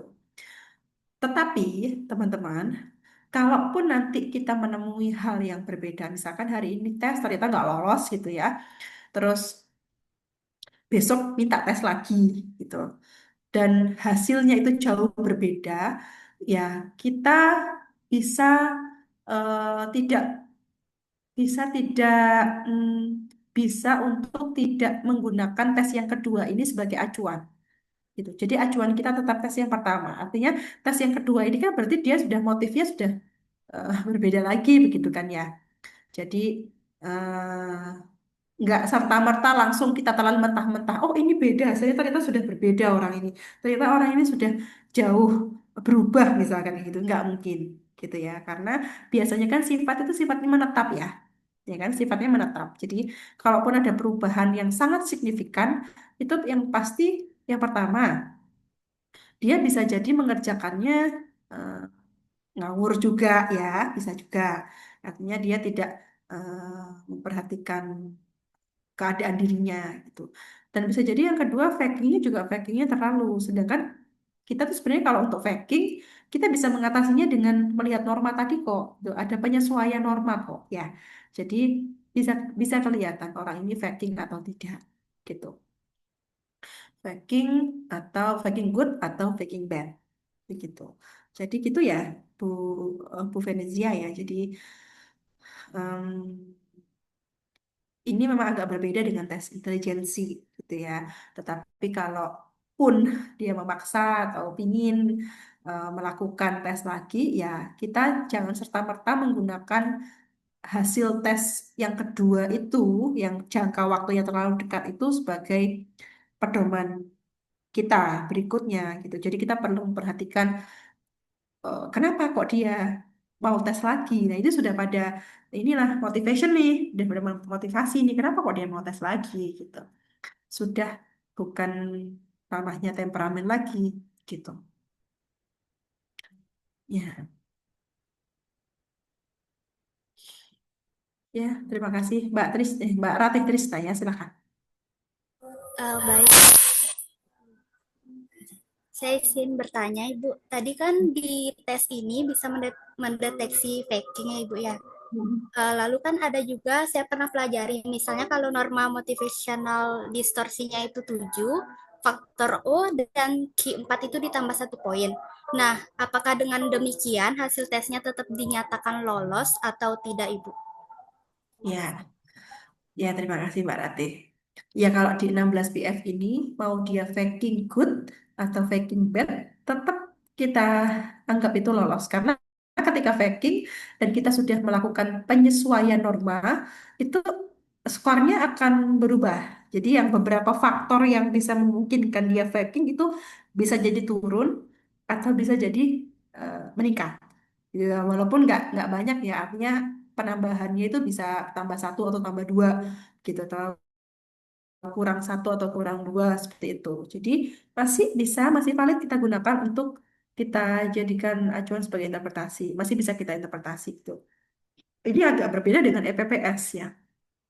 Kalau di EPPS ini saya sepil dulu nih ya, EPPS itu memang ada apa indeks untuk melihat konsistensi seseorang gitu ya dalam mengerjakan. Artinya dia benar-benar mengerjakan sesuai keadaan dirinya gitu ya, atau dia terlalu nggak konsisten dengan keadaan dirinya.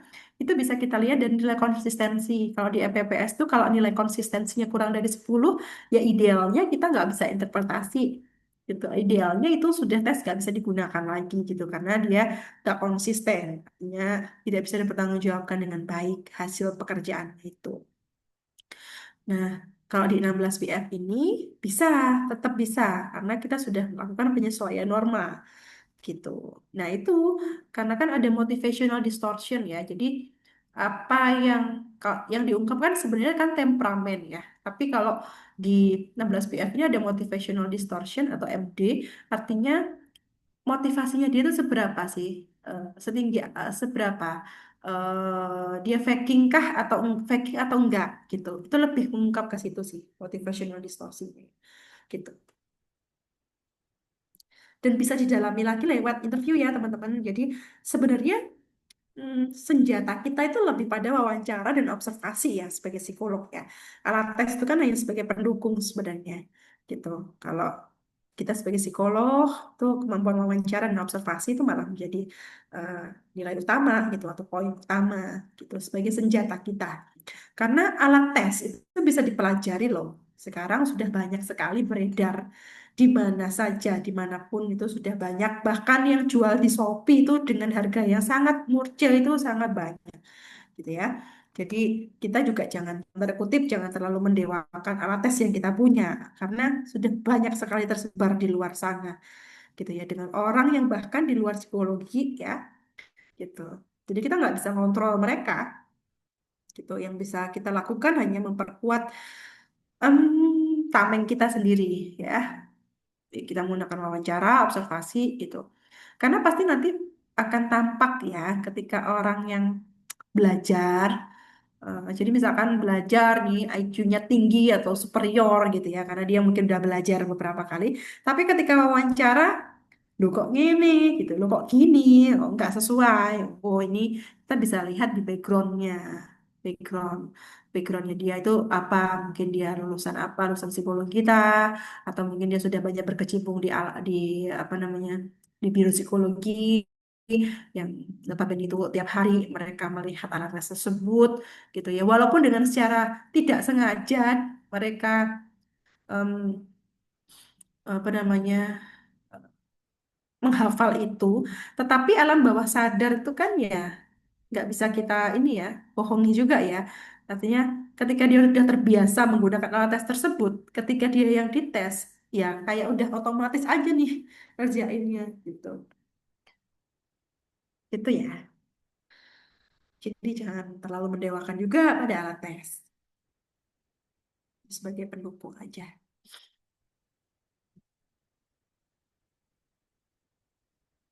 Oke, ada pertanyaan lagi atau diskusi lagi? Besok ada kuliah? Ada, Bu. Ada, Ya, Bu. Ada, Bu. nanti ada kuliah nggak nanti malam? Enggak, Bu. Ada, Bu. Ya, Bu. Sabtu Minggu ada ya. Sudah offline ya teman-teman, Sabtu Minggu offline ya?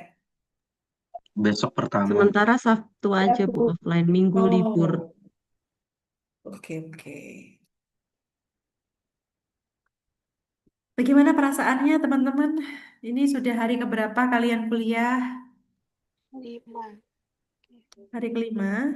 Bagaimana perasaannya? Nyesel nggak kira-kira? Oh tahu gitu aku nggak daftar profesi. Enggak kok.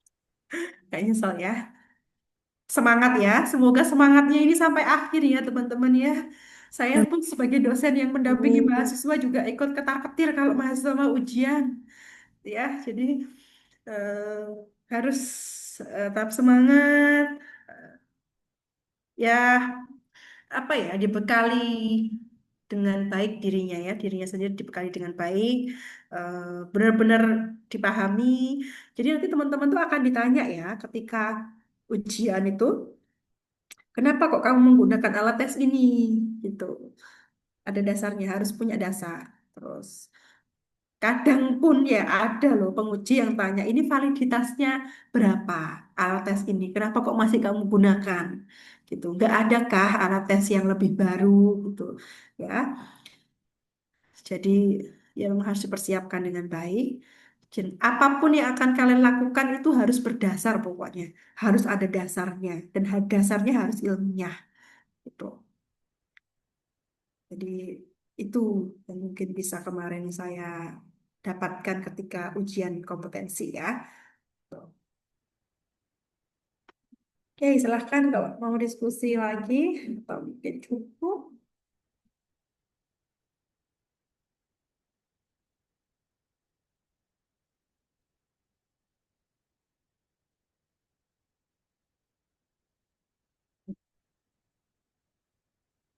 Ya, silahkan Mbak Rosalin. Mohon izin bertanya, Ibu. Tadi kan di skor itu dijelaskan kalau hasilnya positifnya terlalu tinggi itu nanti kan negatif. Nah, kalau untuk menjawabnya itu kan ada di antaranya, Ibu. Apakah pilih di antaranya itu tidak apa, Bu? Karena ada beberapa dengar-dengar dari pernyataan disarankan untuk memilih ya atau tidak bukan di antaranya. Maka jawaban yang disarankan itu baiknya seperti apa ya Bu untuk skor yang ideal itu tadi? Eh, Sorry, skor yang tinggi positif tadi maksudnya gimana ya? Yang awal saya agak belum bisa mencerna. Oh, tadi kalau misalnya hasilnya yang baik-baik terlalu tinggi gitu loh Bu, jadi nanti manipulatif kayak gitu tadi loh Bu. Oh, faking maksudnya. Iya. Ya, oke. Ya, kalau faking kan sebenarnya sudah ada penyesuaian norma ya, gitu. Tapi ya benar terkait tadi ya, kalau sebaiknya tuh mereka tuh jawabannya yang mana? A atau C atau boleh B gitu. Sebenarnya gak ada aturan atau tertulis ya, pedoman tertulis yang menyatakan mereka harus menjawab A atau C begitu ya, menjawab ya atau tidak begitu ya. Jadi jadi jawaban B atau di antara itu kan sebenarnya ragu-ragu ya. Jadi di semua soal ini, di 105 buah soal ini, jawaban B itu biasanya memang di antaranya atau ragu-ragu, atau memang kalau jawaban itu memang jawabannya hanya B, karena di faktor B ini, di 16PF ini memang ada kayaknya soal hitungan kalau nggak salah ya, soal hitungan atau angka gitu loh. Jadi jawabannya memang B gitu. Tetapi memang ada beberapa em, biro atau psikolog yang menginstruksikan pada klien sebaiknya memilih jawaban A atau C. Gitu ya. Jawaban B itu boleh dijawab kalau memang itu jawabannya gitu. Jadi kan kadang orang tuh malas ya jawab ya atau tidak gitu ya. Jadi kadang orang tuh malas terus jawabnya B, ragu-ragu di antaranya, nggak yakin dengan dirinya kayak gitu ya, nggak yakin dengan apa yang dilakukan sehari-hari begitu ya. Kalau itu sih sebenarnya nggak ada aturan tertulis ya harus menjawab A atau C gitu ya. Jadi boleh aja sih sebenarnya kalau mau menjawab B seberapa banyak itu nggak masalah sih. Gitu. Tapi memang ada beberapa psikolog yang memang atau biro yang memang meminta klien atau peserta tesnya itu untuk sebaiknya memilih A atau C gitu supaya tidak ragu-ragu semua gitu jawabnya. Jadi jawaban B itu hanya untuk jawaban yang memang memang benar jawabannya adalah B gitu. Gitu. Tapi secara aturan, secara panduan di panduan itu nggak ada membatasi pilihan A atau C gitu ya. Jadi bebas aja gitu sih. Baik, terima kasih Bu. Sama-sama.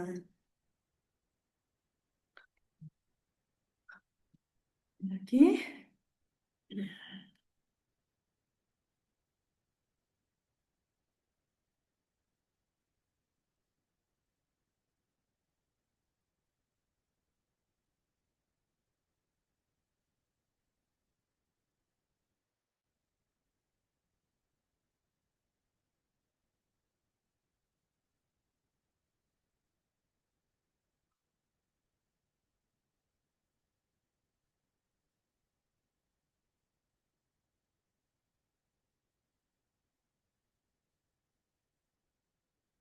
Mana? Cukup? Kira-kira teman-teman EPPS kapan ya jadwalnya? Minggu depan kayaknya ya. Bukan besok ya. Senin tanggal 25, Bu. Oh, masih lama ya. Oke. Cukup? Harusnya hari ini ada yang tidak hadir ya. Dari 60 sekian, ini hanya 61. Ini kan 62 dengan saya. Ya, semoga teman-teman eh, apa namanya semua bisa menjalani ini dengan lancar ya, dengan Amin. mudah untuk memahaminya. Amin, Bu. Semoga nanti kita bertemu di Sumpah Profesi segera ya. Amin. Amin, Ya amin, Bu. Bu. Terima kasih, Bu. Kalau nggak ada pertanyaan, ini saya akhiri loh ya. Saya kok jadi nggak enak ini. Permisi, Bu. Ya, silakan. Bukan bertanya Bu, tapi ini teman saya, rekan kita ada yang kecelakaan jadi tidak bisa mengikuti eh, Zoom pada Oh sesi ya, kali ini Bu. Tadi siapa dia? sudah di grup belum Siva, di Bu. notice. Iya Bu. Oh ya, Shift. ya itu mungkin nanti ini aja ya disampaikan ke prodi. Kalau saya sih nggak masalah ya, artinya yang penting dia bisa mengikuti gitu. Tapi mungkin untuk kuliah besok, mungkin dia nggak bisa hadir, terus disampaikan ke prodi ya. Baik Ibu, terima kasih. Sama-sama. Kalau nggak ada pertanyaan saya akhiri. Ini teman-teman nggak ada yang kecewa gitu tah kalau saya akhiri. Atau mungkin materinya mau diperpanjang. Saya mungkin mau memastikan aja sih, Bu. Yang di Ini ya. slide berapa ya, Bu? Saya lupa. Mm-mm. Eh, itu kan ada yang bilang kalau faktor apa gitu berhubungan dengan Oh ya. itu saya masih agak bingung, Bu. Soalnya saya waktu kuliah juga cuman di role play aja, nggak sampai ke praktek saya langsung gitu. Jadi Mm-mm. saya Yang mana yang mana? Saya. Oke. Jadi ini ya yang bisa dikombin gitu kan? ya yang slide awal-awal sepertinya, Bu. Bukan deh kayaknya. Ya, yang ya Yang mana? yang ini, yang ini, yang Oh, ah, form yang A. Ya, di jadi situ. sebenarnya 16 PF ini ada 6 form, 6 buku, 6 bentuk ya. Paralel ini maksudnya jadi sajikannya sebenarnya ini kurang lebih sama. Form A dan form B ini sebenarnya saling kayak saling mendukung gitu loh, saling melengkapi. Jadi kalau pun hanya menggunakan form A atau form C saja nggak apa-apa sebenarnya, atau form E saja. Tetapi kalau ada paralelnya itu akan lebih baik gitu. Tetapi memang selama ini saya belum pernah menjumpai form B sih. Form B, form D, form F ini belum, form E pun saya belum pernah menjumpai kok, Mbak Felicia. Jadi yang umum digunakan itu biasanya form A dan form C gitu. Nah, form A itu biasanya digunakan untuk orang umum ataupun untuk bisa mengungkap gangguan ke arah klinis gitu. Bisa, karena ini nanti akan ada derivat-derivatnya ya. Nah, ini justru derivat-derivatnya turunan-turunan ini malah saya belum pernah mengakses sama sekali. Nah, memang belum ada di sini gitu. Berarti bisa dibilang soalnya berbeda gitu ya, Bu, item-itemnya. Yang mana? Form A sama form C itu. Iya, berbeda. Itemnya berbeda. Cuman konsepnya sama. Jadi Oh, konsepnya ada pernyataan memilih gitu. ya, baik, Bu. Terima kasih. Ya, sama. Ibu izin bertanya, Ya, untuk yang form A itu kan tadi dikatakan bisa untuk seleksi karyawan, tapi untuk kebutuhan yang lebih tinggi ya Ibu, misalnya seperti kayak untuk yang luar negeri dan sebagainya. Itu kalau misalkan untuk jabatan yang lebih tinggi, misalkan kayak direktur ataupun nanti kayak manajer atau asisten manajer tuh bisa untuk pakai form A atau pakai form C juga sudah cukup gitu. Jadi lebih ke level oke. pekerjaannya gitu Ibu. Baik. Terima kasih. Iya, terima kasih Bu Angela. Maksud saya gini, form A itu boleh digunakan untuk seleksi ya. Tetapi mungkin yang membutuhkan ini fak yang membutuhkan urgensi terkait emosinya itu lebih tinggi ya. Jadi kayak atau ke arah klinis ya. Jadi mungkin bisa mendeteksi ke arah klinis. Jadi mungkin kayak di luar negeri sebagai babysitter ya, atau mungkin dengan tekanan yang tinggi di perusahaan-perusahaan mungkin di bawah perusahaan Jepang misalkan seperti itu ya. Jadi kan itu membutuhkan apa ya, emosi ya yang lebih stabil gitu, emosi atau mungkin ketenangan yang lebih stabil, jadi mungkin level itu lebih tinggi, maksud saya seperti itu. Tapi kalau untuk direktur dan sebagainya yang dirasa menggunakan 16 PFC itu cukup, nggak masalah tuh, jadi nggak harus menggunakan A juga gitu. Tapi kalau memang ingin mengungkap urgensinya di arah ke klinisnya itu bisa menggunakan A. Lebih baik menggunakan A itu. Cuman memang jarang ya saya itu menggunakan form A gitu karena form C itu sudah umum sebenarnya. Itu sudah bisa digunakan gitu, teman-teman. Baik, Ibu, terima kasih.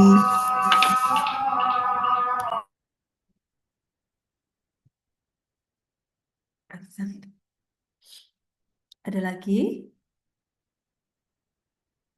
Silakan, Venezia. Eh, Permisi Bu, mau tanya, menyambung yang perihal tentang form A dan form C. Nah, misalnya di biro itu, apakah dalam sebuah perusahaan itu bisa request kalau misalnya dari human capitalnya mengetahui tentang alat tes 16 PF ini ada dua form yang biasa lazimnya digunakan secara umum, form A dan C. Apakah kalau misalnya mereka request, oh iya dari perusahaan kami menginginkan menggunakan form A atau form C itu bisa atau disesuaikan dengan keputusan dari psikolog melihat dengan kebutuhan untuk organisasi tersebut gitu, Ibu. Terima kasih. Ya, sama-sama. Terima kasih Mbak Venesia. Jadi kalau kita sebagai psikolog sudah yakin bahwa aspek-aspek yang kita ungkap bisa menggunakan form A, form C, nggak masalah sih, nggak harus ke form A gitu. Tapi kalau memang dari perusahaan, oh saya mau mengungkap aspek ini, dan mereka mungkin dia punya psikolog juga ya, mungkin ya punya psikolog yang paham gitu. Saya ingin mengungkap aspek ini. Jadi bisa nggak saya menggunakan, saya dibantu menggunakan form A gitu. Ya, tergantung teman-teman menyanggupi atau tidak punya alat tes tersebut atau tidak gitu. Tergantung kesepakatan sih dan kebutuhan sebenarnya gitu. Nah, ini berkaitan dengan kode etik ya. Jadi apapun nanti teman-teman ketika kalian magang praktek kerja, sorry, teman-teman praktek kerja, baik di latar apapun gitu ya, usahakan untuk selalu meminta validasi dari supervisor yang ada di sana gitu ya. Eh, Terkait terutama kalau di latar kerja itu pembuatan standar jabatan gitu ya, standar ini ya kompetensi jabatan itu misalkan oh untuk menduduki apa namanya supervisor marketing misalkan ya, supervisor marketing itu skornya dia minimal harus ada di skor berapa nih misal ya, itu harus ada validasi dari perusahaan, pihak perusahaan. Jadi secara kode etik itu artinya kita tidak menyalahi aturan gitu ya. Jadi sudah ada kesepakatan bahwa eh, standar minimal tersebut itu sudah disetujui intinya ya. Jadi bukan kita sebagai praktikan yang menentukan asal-asalan standar minimal tersebut, tetapi sudah berdasarkan hasil diskusi dan berdasarkan job desk atau job description gitu. Berdasarkan tugas-tugas, kewenangan dan sebagainya. Oh, ini memang sebaiknya ada di level ini, ada di skor ini gitu ya. Dan itu harus ada validasi ditandatangani oleh pihak perusahaan, entah HRD ya, entah atasan, entah direktur dan sebagainya gitu. Itu teman-teman. Itu pengalaman kemarin sih waktu ujian.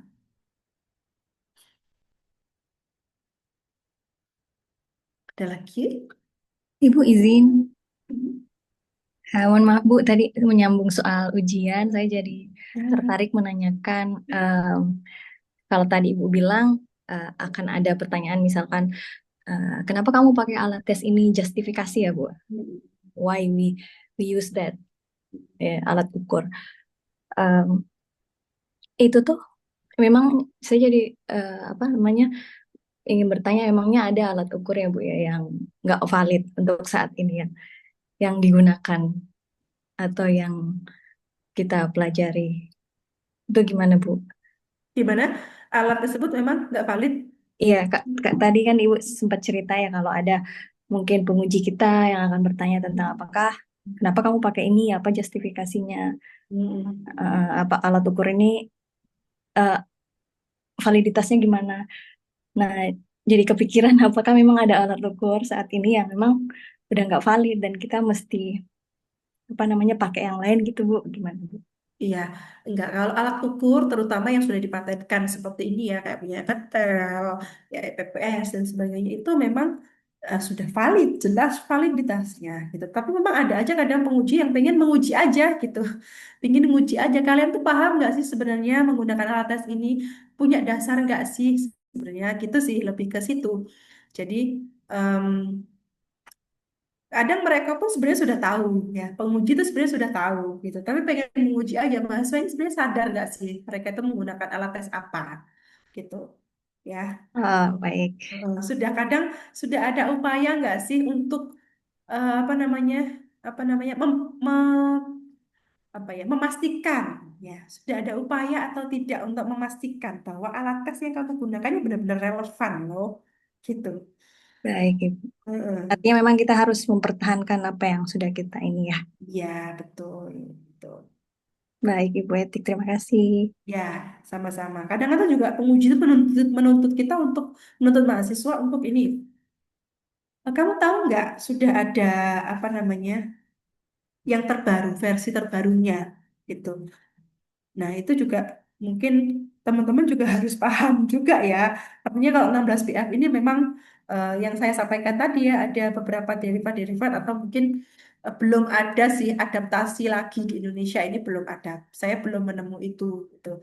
Jadi mungkin teman-teman juga nanti mungkin ya walaupun nggak semua penguji ya akan nanya dan nggak semua penguji itu juga akan nanya ke semua mahasiswa gitu. Jadi ya random aja gitu ya. Kemarin juga waktu ujian ada yang diminta untuk menyajikan alat tes, menyajikan IST, menyajikan apa namanya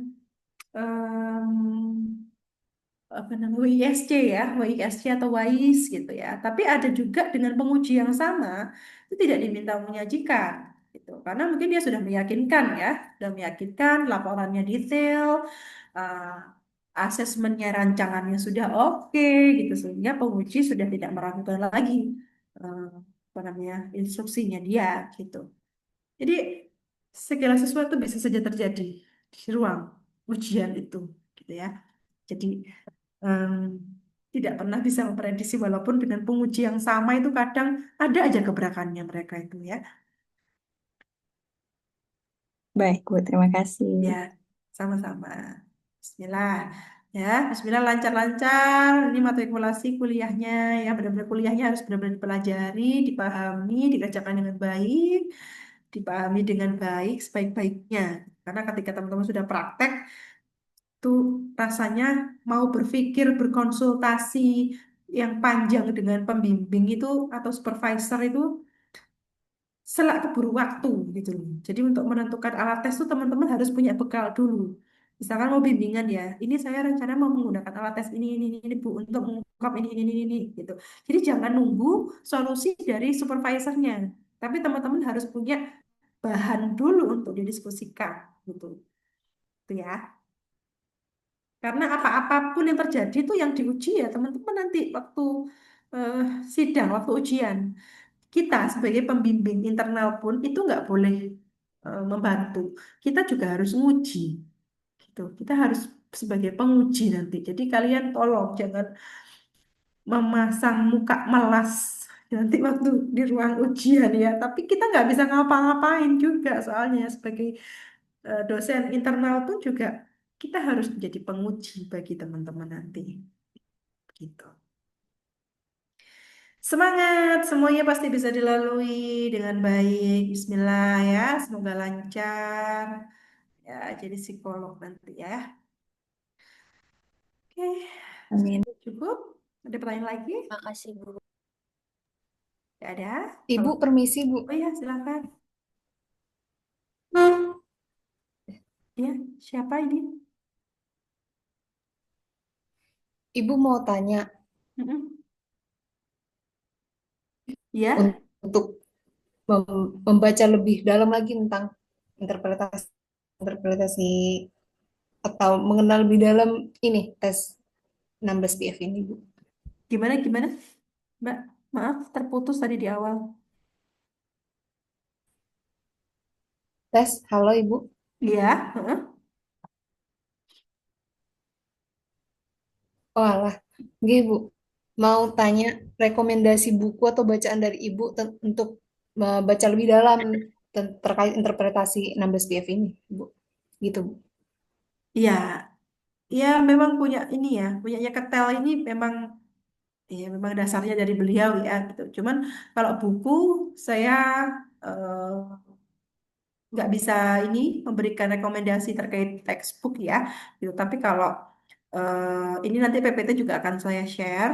Nanti di situ teman-teman juga bisa mungkin lihat ya untuk materi-materinya. Untuk textbooks saya juga belum memiliki rekomendasi yang spesifik gitu ya. Tapi teman-teman bisa mencari terkait ini tes inventory gitu ya. Inventory tes terutama punyanya Ketel gitu.